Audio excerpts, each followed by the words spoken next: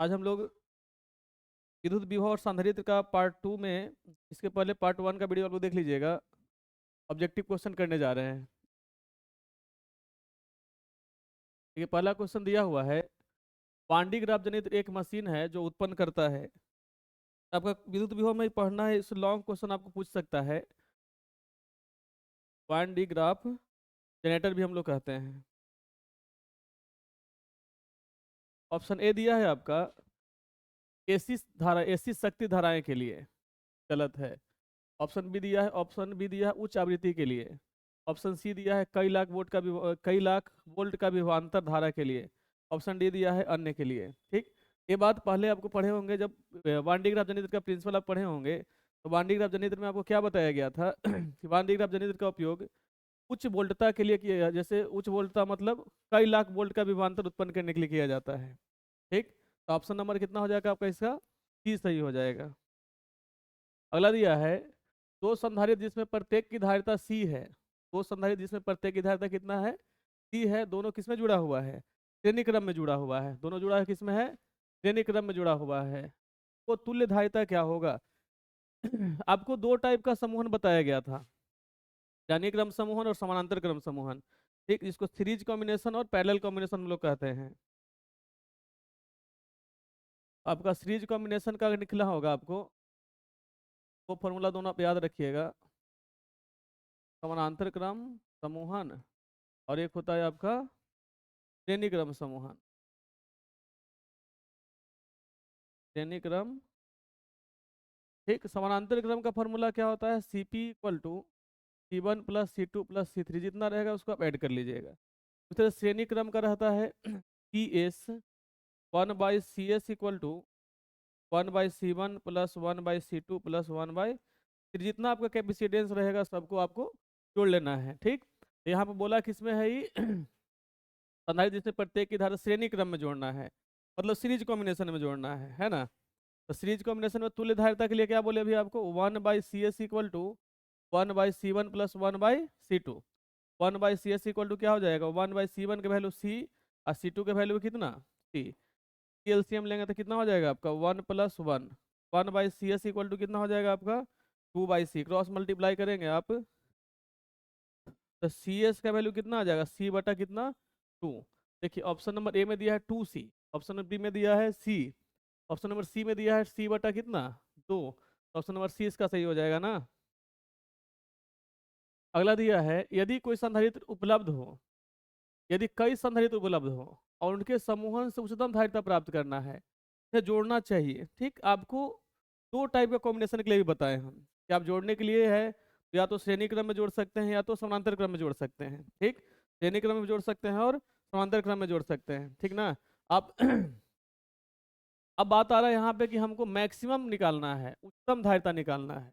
उच्चतम धारिता के लिए क्या करेंगे, उच्चतम धारिता के लिए आप श्रेणी क्रम में जोड़िएगा कि समानांतर क्रम में जोड़िएगा, इस बात को पहले आपको समझना है। ठीक, जैसे मान के चलिए दिया हुआ है आपका तो तीन संधारित्र एग्जाम्पल लेके चलते हैं। C1 के वैल्यू दिया है 2 माइक्रोफेराड और C2 का वैल्यू दिया है 3 माइक्रोफेराड। याद करके नहीं, ऐसे समझिए पहले। ठीक, और C3 का वैल्यू दिया हुआ है आपका 4 माइक्रोफेराड। और आप इसको जोड़ने जाइएगा श्रेणी क्रम में। ठीक, तो श्रेणी क्रम में जोड़िएगा आप तो क्या आएगा आपको 1/2 प्लस 1/3 प्लस 1/4। ठीक, तो यहाँ पे एलसीएम इसका कितना हो जाएगा 12 हो जाएगा। तो यहाँ आ जाएगा 6 प्लस 4 प्लस 3, 6 4 10 3 13 बटा कितना 12। इसका तुल्य धारिता निकालेंगे 1/CS के वैल्यू कितना है ना 13/12। CS के वैल्यू निकालेंगे तो कितना आ जाएगा 12/13 माइक्रोफेड, इतना आएगा। अब यही तीनों कैपेसिटीज को हम जोड़ते हैं किसमें यही तीनों संधारित्र को जब हम जोड़ेंगे समानांतर क्रम में, ठीक, इसमें जोड़ेंगे समानांतर क्रम में, तो CP इक्वल टू क्या हो जाएगा C1 plus C2 plus C3 हो जाएगा। ठीक ना, तो क्या आ जाएगा 2 प्लस 3 प्लस 4 हो जाएगा। 4 3 7 2 9 माइक्रोफैराड आ जाएगा। तो मैक्सिमम किस में हुआ, समानांतर क्रम में कि श्रेणी क्रम में, मैक्सिमम आपको हो रहा है किसमें समानांतर क्रम में। बात याद रहेगा ना। चलिए अगला दिया हुआ है आपको क्या अगला दिया है, एक समानांतर प्लेट संधारित्र के प्लेटों के बीच अवरक की एक पतली प्लेट रख देने पर उसकी धारिता क्या होगा। ठीक, पिछला क्लास में भी या तो पिछला वीडियो आप देखे होंगे, उसमें हम अच्छा से डिटेल्स उसको समझाए हैं। समानांतर प्लेट संधारित्र के बीच में अगर हम कोई सुचालक पदार्थ रखते हैं तो धारिता बढ़ता है उसका, जब कुचालक पदार्थ रखते हैं तो धारिता क्या हो जाता है उसका, घटता है। ठीक, कुचालक पदार्थ रखने से धारिता क्या होता है आपका, घटता है। अब अगर कुचालक पदार्थ है, अब कुचालक पदार्थ रखें उससे धारिता क्या हो जाएगा आपका, घटेगा। ही बात को आप ध्यान रखना है। ठीक नेक्स्ट दिया हुआ है, यदि इलेक्ट्रॉन का द्रव्यमान m, इलेक्ट्रॉन का द्रव्यमान कितना m, तथा उस पर आवेश E है, इलेक्ट्रॉन का द्रव्यमान m है तथा उस पर आवेश कितना है, E है, तथा बोला है यदि यह विरामावस्था 20 वोल्ट से होकर गुजरे तो इसकी ऊर्जा क्या होगी, तो इसकी ऊर्जा EV होगा। कितना होगा आपका, EV होगा, याद रखना है इसको। नेक्स्ट दिया है, यदि दो सुचालक गोले अलग अलग आवेशित करने के बाद परस्पर जोड़ दिए जाते हैं, दो सुचालक गोला है, दो सुचालक गोला दोनों अलग अलग आवेशित किया, आवेशित करने के बाद दोनों क्या किया गया, जोड़ दिया गया। ठीक, आवेशित करने के बाद दोनों को जब जोड़ा जाएगा तो दोनों का आवेश क्या होगा आपका, संरक्षित होगा। दोनों का आवेश क्या होगा आपका, संरक्षित होगा। तो छठा क्या हो जाएगा आपका, बी हो जाएगा। अगला दिया है, किसी द्विध्रुव को एक समरूप विद्युतीय क्षेत्र में रखा गया है, किसी द्विध्रुव को एक समरूप विद्युत क्षेत्र में रखा गया तो उस पर परिणामी विद्युत बल क्या होगा। ठीक थोड़ा सा यहाँ पे ध्यान देना, समरूप विद्युत क्षेत्र कैसा होता है। विद्युत क्षेत्र दो प्रकार का, समरूप असमरूप बताया गया था आपको, ध्यान में होगा ये चीज।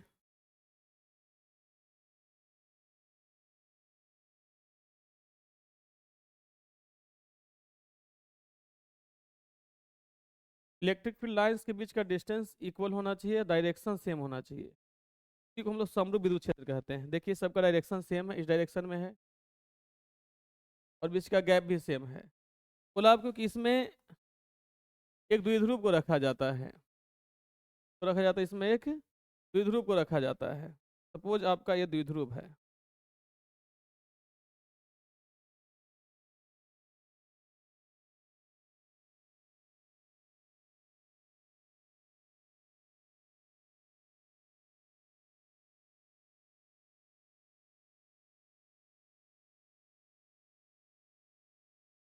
ये आपका द्विध्रुव रखा हुआ है। ठीक, द्विध्रुव किसको कहते हैं, ये बात को भी आपको ध्यान रखना है। विद्युत द्विध्रुव किसे कहते हैं, शॉर्ट में इंपॉर्टेंट क्वेश्चन है। विद्युत द्विध्रुव आपका शॉर्ट में इंपॉर्टेंट क्वेश्चन पूछता है, विद्युत द्विध्रुव क्या है, विद्युत द्विध्रुव क्या है, और विद्युत द्विध्रुव आघूर्ण भी पूछता है आपको। तो आपको यह डेफिनेशन याद रखना है। वैसा नहीं कहे दो समान परिमाण परंतु विपरीत आवेश वाला, या तो ऐसे भी कह सकते हैं दो समान परिमाण परंतु विपरीत आवेश एक दूसरे से अल्प दूरी पर स्थित हो, एक दूसरे से अल्प दूरी पर स्थित हम लोग क्या कहते हैं, विद्युत द्विध्रुव कहते हैं। ठीक, इस तरीका से विद्युत द्विध्रुव बनता है आपका। एक तरफ माइनस क्यू चार्ज होता है, एक तरफ क्या होता है, प्लस क्यू। इसके बीच का डिस्टेंस को 2a से जनरली या तो 2l से हम लोग मानते हैं। ठीक ना, यही अगर आपको पूछेगा विद्युत द्विध्रुव आघूर्ण के बारे में तो वेक्टर p इक्वल टू क्या हो जाएगा, q इंटू q हो जाएगा। इसका मात्रक पूछेगा आपसे, विद्युत द्विध्रुव का मात्रक, तो कूलॉम क्या हो जाएगा, मीटर हो जाएगा। ये सब चीज़ आपको ध्यान रखना है। ठीक, आपको बोला क्या है, तो यही विद्युत द्विध्रुव है, एक का माइनस चार्ज है, दूसरा क्या है, प्लस क्यू चार्ज है। अब देखा जाए तो आपको बोला गया है क्या कि दोनों कहाँ रखा गया है, आपको समरूप विद्युत क्षेत्र में रखा गया है। ठीक, जब समरूप विद्युत क्षेत्र में रखा गया है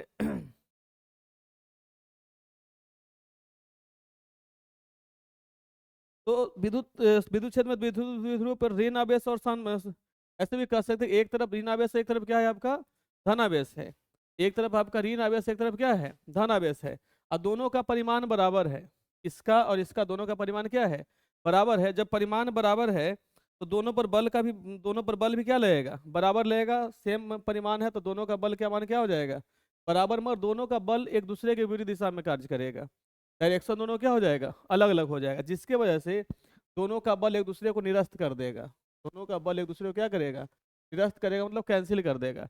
जब कैंसिल कर देगा तो हम कह सकते हैं परिणामी बल इसका क्या हो जाएगा, शून्य हो जाएगा। मगर यहाँ पे ध्यान देना है कि द्विध्रुव पर एक टॉर्क जरूर कार्य करता है, तो इसको घुमाने का कार्य करता है, घुमाने का प्रयत्न करता है। ठीक, तो उस टॉर्क को फॉर्मूला पढ़े होंगे, torque equal to P sine theta, ये बात याद रखना है। ठीक ना, पूछता है आपको बल आघूर्ण, बल आघूर्ण के बारे में पूछेगा, ये बात ध्यान में रखना है आपको, हर हाल में चीज ध्यान रखना है। ठीक ना, अगला दिया है आपको, एक माइक्रोफैराड धारिता के दो संधारित्र हैं, समांतर क्रम में जुड़े हैं और इनके श्रेणी क्रम में, इनके साथ फिर श्रेणी क्रम में पहले दो धारिता है बाबू, एक माइक्रोफैराड का दो गो। ठीक, और उसके साथ फिर समानांतर क्रम में जोड़ दिया किसको, 0.5 माइक्रोफेराड वाला को।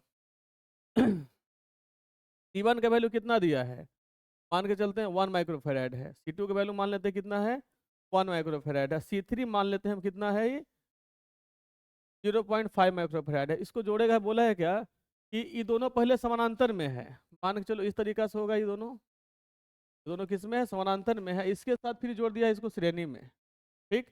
ये दोनों को जोड़ लेंगे हम समानांतर में, समानांतर में जोड़ेंगे आप CP ऐसे भी लिख सकते हैं यहाँ पे।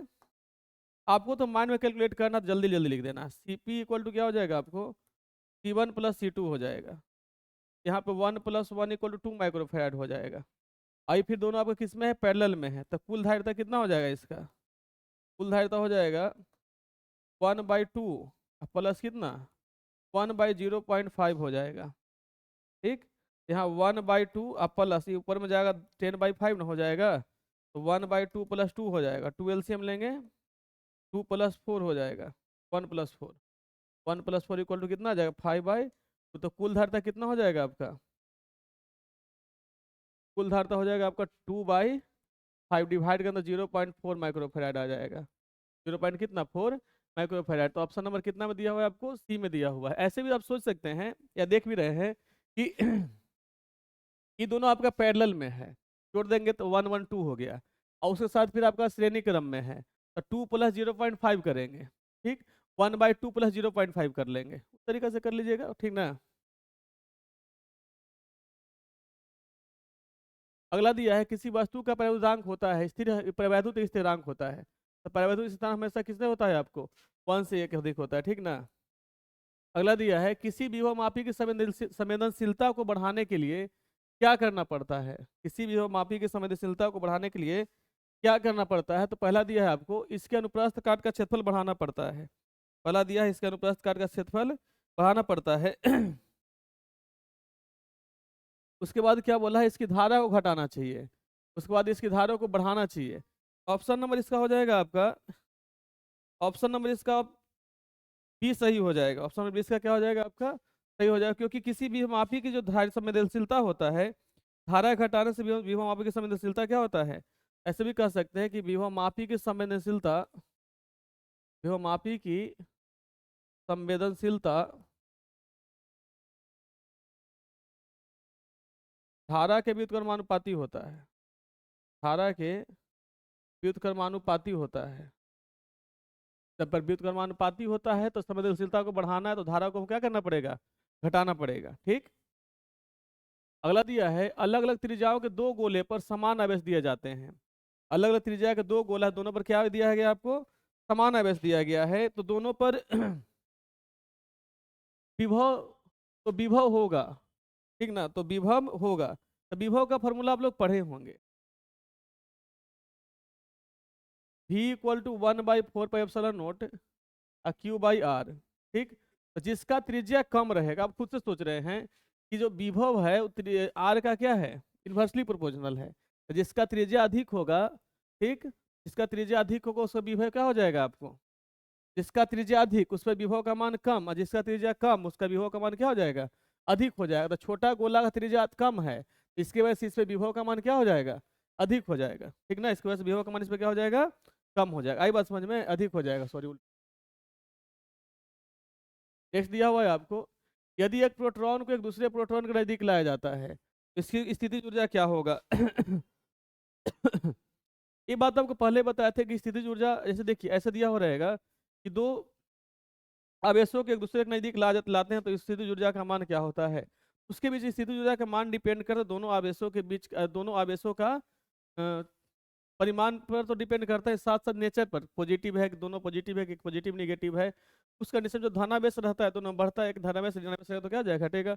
उस कंडीशन में कह सकते हैं बढ़ भी सकता है और क्या घट भी सकता है। तो यहाँ पे एक प्रोटॉन दूसरे प्रोटॉन के नजदीक लाया जाता है तो उसकी स्थिति क्या हो जाएगी आपकी, बढ़ जाएगी, ठीक है। अगला दिया है यदि 1000 बूंद एवं जिनमें प्रत्येक की धारिता 5 माइक्रोफेराड है, 1000 बूंद एवं जिनमें प्रत्येक की धारिता कितना, 5 माइक्रोफेराड, ठीक। मिलकर एक बड़ी बूंद बनाती है तो बड़ी बूंद की धारिता क्या होगी, ठीक ना। 1000 बूंद आकार का, 1000 बूंद सबका समान आकार है, ठीक। तो छोटे बूंद की मान लेते हैं त्रिज्या कितना है, आर। छोटे बूंद की त्रिज्या क्या मान लेते हैं हम, आर मान लेते हैं।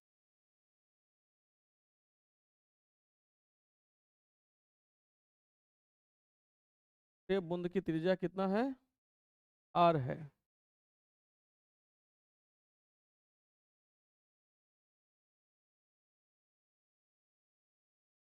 छोटे बूंद की त्रिज्या को मान लेते हैं आर। ठीक। अब बोलिए इसका धारिता कितना दिया है, धारिता दिया है आपका 5 माइक्रोफेरेड।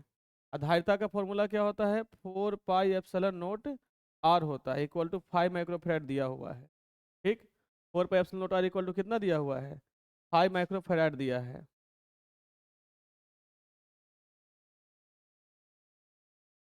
अब देखिए छोटा का जो छोटा छोटा गोला मिल के बड़ा गोला बना है। ठीक। तो सभी छोटे गोले का जो आयतन हो जाएगा ना, सभी छोटे गोले का आयतन इक्वल टू बड़े गोले का आयतन हो जाएगा। 1000 बूंद है आपके पास, एक गोला का आयतन होता है 4/3 पाई आर क्यू। अब बड़ा गोला का आयतन कितना हो जाएगा, 4/3 पाई बड़ा वाला आर का क्यू। 4/3 से कैंसिल, पाई से पाई कैंसिल, पाई से पाई कैंसिल। ठीक। अब यहाँ पे हो जाएगा आपको 1000 आर क्यू बराबर कैपिटल आर का क्यू। तो आर का वैल्यू कितना हो जाएगा आपको, 10 आर के इक्वल हो जाएगा। कैपिटल आर का वैल्यू किसके इक्वल हो जाएगा, 10 आर का। आपको निकालना है बड़े गोले की धारिता, बड़े गोले की धारिता। तो बड़े गोले की धारिता क्या होता है आपको, 4 pi epsilon note capital R हो जाएगा।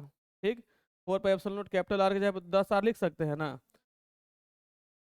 तो 4 pi epsilon naught into R, यहाँ पे 10, इसका वैल्यू 5 दिया हुआ है। 5 × 10 कितना हो जाएगा आपको, 50 हो जाएगा। 50 माइक्रो फैराड हो जाएगा। ऑप्शन नंबर कितना में दिया है, ए में दिया हुआ है।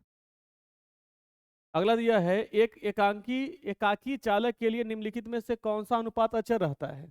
एकांकी चालक निम्नलिखित में से कौन सा अनुपात अचर रहता है। ठीक। कुल आवेश बटा कुल विभव, हमको लग रहा है पहला ही सही है। आप पढ़े होंगे टू डायरेक्टली प्रोपोर्शनल तो क्या होता है, भी होता है। प्रोपोर्शनैलिटी का सिंबल हटता था, क्यू इक्वल टू सी भी, सी इक्वल टू क्यू बाई भी मिलता था, मिलता था ना। इक्वल टू क्या मिलता था, क्यू बाई भी मिलता था। यही ना आपको कुल आवेश बटा विभव हो जाएगा। इसका ऑप्शन नंबर क्या हो जाएगा सही, ए हो जाएगा सही। ठीक। अगला दिया है कितने प्लेट ए पर आवेश होगा, दोनों के बीच का विभवांतर कितना वोल्ट, 5 वोल्ट हो जाएगा। ठीक। प्लेट ए का दोनों धारिता कितना दिया है, 2 माइक्रोफेरेड दिया है। आपको पूछ रहा है क्या, इस पर प्लेट ए पर आवेश का मान पूछ रहा है ना। आप पढ़े थे सी इक्वल टू क्यू बाई भी, क्यू इक्वल टू क्या हो जाएगा, सी बी हो जाएगा। सी का वैल्यू दिया है 2 माइक्रोफेराड इंटू कितना 10, 5, तो 5 दूना कितना हो जाएगा, 10 माइक्रो कूलम हो जाएगा। इधर प्लस उसमें माइनस, यहाँ प्लस में दिया कि ऑप्शन नंबर बी दिया हुआ है ना। अगला दिया है ए तथा बी के बीच समतुल्य धारिता कितना होगा, ए तथा बी के बीच समतुल्य धारिता कितना होगा। पहले ही दोनों को देखिए, यहाँ से जब हम निकल रहे हैं ए से बी तक जाना है, तो ये दोनों पैरेलल में है। तो पैरेलल में दोनों को जोड़ लेंगे, तो पैरेलल में जोड़ेंगे तो कितना आ जाएगा, 3 और 2 5 हो जाएगा। 3 और 2 कितना हो जाएगा, ये 5 माइक्रोफैराड हो जाएगा। इसके साथ ही समानांतर श्रेणी क्रम में है 4 वाला। तो कुल धारिता निकालने के लिए क्या करेंगे, 1/5 प्लस 1/4 करेंगे। 5 और 4 का एलसीएम कितना, 20। 4 और 5 कितना हो जाएगा, 9। कुल धारिता कितना हो जाएगा, 20/9 हो जाएगा। 20 बटा कितना, 9 दे रहा है इसमें।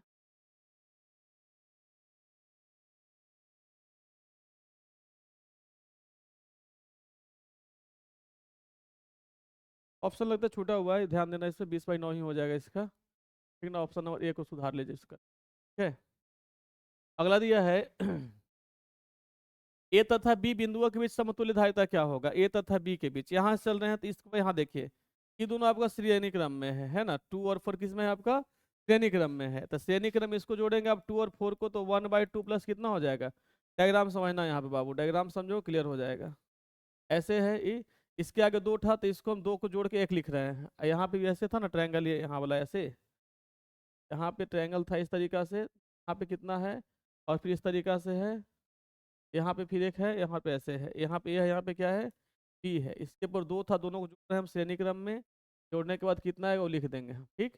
अब बताइए इसको जोड़ेंगे तो श्रेणी क्रम में, तो 1/2 प्लस 1/4 हो जाएगा। 4 एलसीएम लेंगे 1/2 प्लस कितना 1/4, 4 एलसीएम लेंगे तो कितना जाएगा 2 + 1, 3/4 तो कितना जाएगा 4/3, कितना जाएगा आपको 4/3 आ जाएगा। ये दोनों फिर 4/3 इसके साथ कितना है 2 है, तो दोनों किस में है पैरेलल में है, तो जोड़ देंगे डायरेक्ट इसको, तो 4/3 + 2 कर लेंगे 3 एलसीएम लेंगे ना, तो आ जाएगा 4 + 6, ये आ जाएगा 10 कितना 3, तो इसको लिख सकते हैं कितना हम लोग 10/3 हो जाएगा ये। इसकी जगह पे कितना आ जाएगा, अब ऐसा दिख रहा है आपको,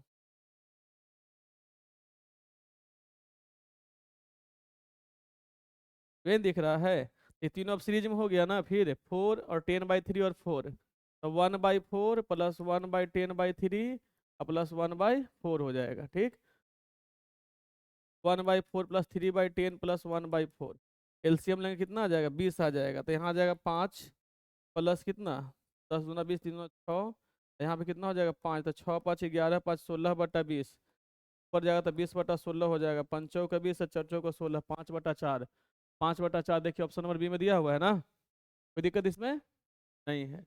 नेक्स्ट दिया है विद्युत क्षेत्र ई और विद्युत विभव भी के बीच संबंध क्या होगा, विद्युत क्षेत्र ई और विद्युत विभव भी के बीच संबंध क्या होगा, ई = -dv/dx होता है, ये बात याद रखना, इसी को हम लोग कहते हैं विभव प्रवणता, इसको क्या कहते हैं विभव प्रवणता भी कहते हैं हमको, ठीक ना, शॉर्ट डिफिनेशन याद रखिएगा, ठीक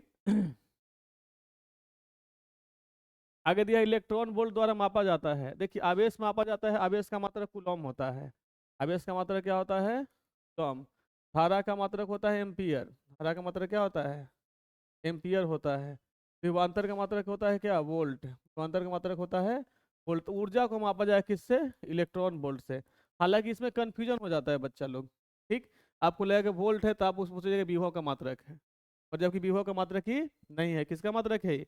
ऊर्जा का मात्रक है, ठीक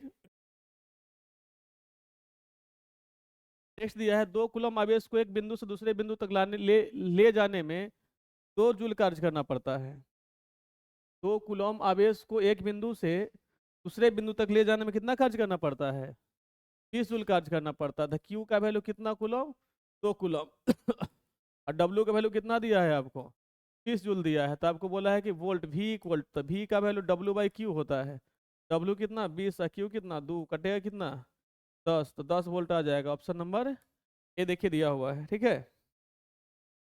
अगला दिया है किसी संधारित्र की धारिता व्युत्क्रमानुपाती होती है, किसी संधारित्र की धारिता, ठीक इसको ऐसे भी कह सकते हैं संधारित्र की धारिता C = क्या होता है आपका C = होता है ε0 A बटा कितना D होता है, आप खुद से सोचिए कि धारिता जो है क्षेत्रफल का समानुपाती है, क्षेत्रफल क्या है समानुपाती है, ठीक उसके बाद क्या दिया है आपको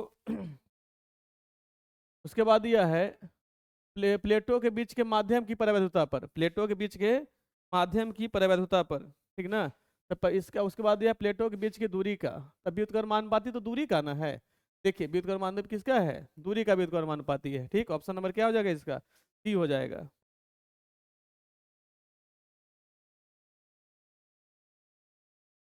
ठीक नेक्स्ट क्वेश्चन दिया है 64 समरूप बूंदे जिनमें प्रत्येक की धारिता 5 माइक्रोफेराड है, 64 समरूप बूंद जिसमें प्रत्येक का धारिता कितना है 5 माइक्रोफेराड है, मिलकर एक बड़ा बूंद बनाता है, तो बड़े बूंद की धारिता क्या होगी, छोटे बूंद का त्रिज्या आर, छोटे बूंद का त्रिज्या कितना मान लेते हैं आर मान लेते हैं, त्रिज्या इक्वल टू कितना हो जाएगा आपको आर हो जाएगा, ठीक अब बड़े बूंद का त्रिज्या इसको लिखो, धारिता फिर दिया हुआ है ना, धारिता कितना दिया है इसका दिया है धारिता आपको 5 माइक्रोफेराड, धारिता का फॉर्मूला क्या होता है 4πε0r होता है इक्वल टू कितना 5 माइक्रोफेराड, तो छोटे गोले का जो आयतन होगा, छोटे गोलों का आयतन इक्वल टू बड़े गोलों का आयतन हो जाएगा, बड़े गोले का आयतन, ठीक क्योंकि देखिए जब छोटा छोटा बहुत सा गोला उसको मिला के बड़ा गोला बना रहा है, तो छोटा गोला सबका आयतन हो जाएगा, वही बड़ा गोला का क्या कहलाएगा आयतन कहलाएगा, तो आपके पास कितना गोला है 64 गोला है, ठीक तो 64 गुना कितना हो जाएगा बाबू 4/3 Q equal to 4/3 capital R का क्यू, ये दोनों कैंसिल हो जाएगा ना 4/3 से 4/3, पाई से पाई भी कैंसिल हो जाएगा, अब आर क्यू का वैल्यू कितना 64 आर क्यू हो जाएगा, तो आर का वैल्यू किसके बराबर 4r के बराबर, आपको बड़े गोले की धारिता निकालना है, बड़े गोले की धारिता निकालना है, बड़े गोले की धारिता क्या हो जाएगा 4 पाई एप्सिलॉन नॉट आर हो जाएगा। तो 4 पाई एप्सिलॉन नॉट आर के जगह पे कितना हो जाएगा 4 आर हो जाएगा, कैंसिल हो जाएगा। तो 4 इंटू कितना 5 मल्टीप्लाई हुआ तो 20 माइक्रो फेराइड आ जाएगा। कितना 20 माइक्रो फेराइड, क्योंकि 4 पाई एप्सिलॉन नॉट का आर का वैल्यू कितना दिया है 5 माइक्रो फेराइड दिया हुआ है। ठीक, अगला दिया है यदि समरूप विद्युत क्षेत्र एक्स अक्ष की दिशा में विद्यमान है, एक्स अक्ष की दिशा में है, तो उसका समविभव तल किस में होगा वाई जेड तल की दिशा में होगा। किसकी दिशा में वाई जेड। यही अगर यहाँ पर दिया रहता जेड अक्ष की दिशा में तब एक्स वाई तल हो जाता। ठीक, यहाँ वाई अक्ष की दिशा में दिया रहेगा तो एक्स जेड तल हो जाएगा। तीन ऑब्जेक्टिव यहाँ से क्लियर होता है, तो ध्यान में रखना है इस चीज को। नेक्स्ट क्वेश्चन दिया है, सेम लगता है रिपीट हो गया ये वाला। ठीक है, रिपीटेड क्वेश्चन है ये। अब नेक्स्ट दिया है यदि एक चालक खोखले गोले के केंद्र पर आवेश क्यू है, एक चालक के खोखले गोले के केंद्र पर आवेश कितना है क्यू है, तो चालक पर नेट आवेश शून्य है। चालक पर नेट आवेश क्या है आपका शून्य है। चालक की भीतरी सतह पर आवेश क्या होगा, चालक की भीतरी सतह पर आवेश क्या होगा।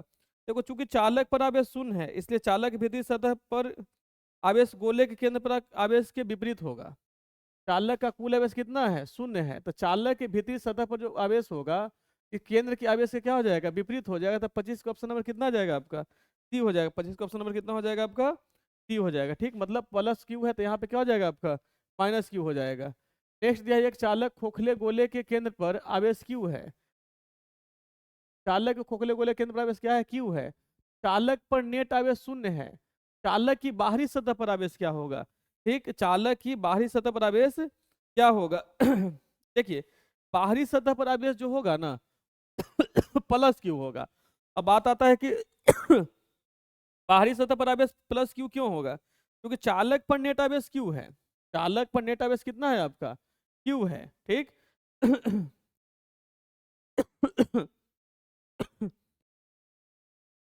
नेट आवेश शून्य दिया है, क्यों नहीं दिया। नेट आवेश कितना दिया है आपको शून्य दिया है। ठीक, चालक पर नेट आवेश कितना दिया है शून्य दिया है, और इसलिए बाहरी सतह पर आवेश गोले के केंद्र पर आवेश के क्यू के ठीक विपरीत होगा। बाहरी सतह पर इसके आवेश के कितना हो जाएगा ठीक विपरीत हो जाएगा। कितना आएगा आपको, उसके बाद कह सकते हैं हम ऑप्शन में क्या आ जाएगा इसका ई जाएगा। अगला दिया है इस सेम क्वेश्चन रिपीट हो गया ये वाला भी, ये भी रिपीट क्वेश्चन, ये भी रिपीट है, ये भी रिपीट क्वेश्चन। ठीक है, आज बस इतना ही। ठीक, आप लोग तो दो पार्ट हम दिए हैं आपका, एक पार्ट 1 और पार्ट 2, दोनों मिलाकर 70-75 क्वेश्चन है ऑब्जेक्टिव का। इस चैप्टर से अगर क्वेश्चन आता है तो इससे ज़्यादा हमको नहीं लग रहा है क्वेश्चन आना चाहिए। ठीक है,